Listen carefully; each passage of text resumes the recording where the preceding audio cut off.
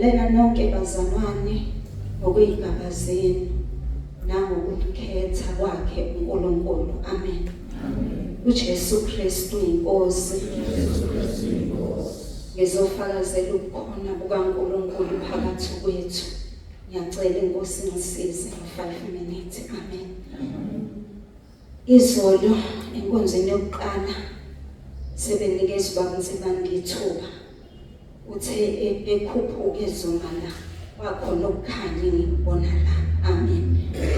Wase kuba khona engikukhumbulayo ukuthi ngisewumuntu omusha ngisanda ukusindiswa. Inkosi yangikhombisa ibandla kudunyiswa. Kuthe ngisabona incebo emiphambili ngabona sekuwomunye umuntu ofake izimhlophe. Haleluya. Inkosi yayisingifundisa ukuthi uma umgcojo kaNkulunkulu phambi kwebandla kusuke kukhuluma yona asingabokiye. Haleluya. Ngiphinde ngifakazele ukuthi namhlanje inkosi iphinde ingikhombise bazalwana ebusuku banamhlanje. Cela ningishayele isayini ngo5 minutes. Ngifuna ukuyesogwini. Haleluya. uJesu Kristu inkosi. Namhlanje inkosi ingithathe ingibeke endleleni esihamba kuye ekhanyayo. Sithi masihamba ebese ingikhombisa oqala umzalwane ngimbonile wahamba wahlala phansi wenaba. Ngisabuka ukuthi wayehleli phansi ibandla fellowship akulona.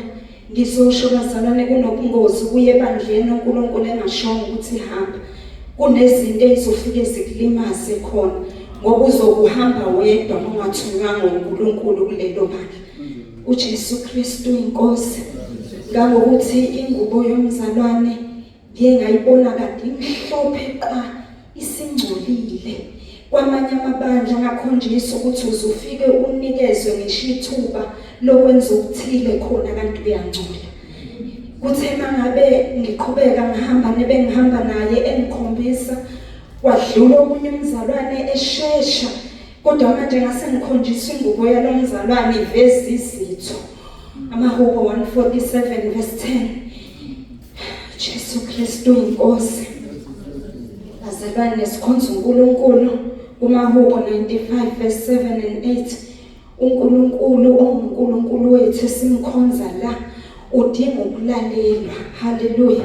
Thina singabantu bakhe yena uNkulunkulu wethu siyizimvu zesandla sakhe.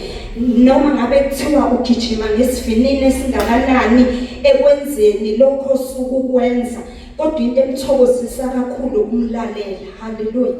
Uthe kusenjalo waqhamuka omunye futhi ngesivinini esikhulu wagijima wayosithela ngambona esikhuphuka. Ngayitshela ukuthi uyofika engene ngokusheshsha la kubhekwe khona. Ngamangala sisahamba nebengihamba naye ngimfica usesitakile. Hawu usegijime kangaka lo mzalwane esesebenza umsebenzi omkhulu kangaka wagijima. Mangithi ngiyabona sengiyakhonjiswa yebe ekhanda inwele ezesintu akasaxhumile akasazenzile lokho esisikwenze siyishisa ngemithi kodwa inkinga kambozile ekhanda. Haleluya. Izwi likaNkulunkulu ufuna silenze. Izwi likaNkulunkulu incwadi yabaseKorinte bokuqala chapter 11 simbosa ngenxa yengilosi hayi ngenxa kamfundisi wethu hayi ngenxa yokuthanda kwethu. uJesu Kristu inkosi.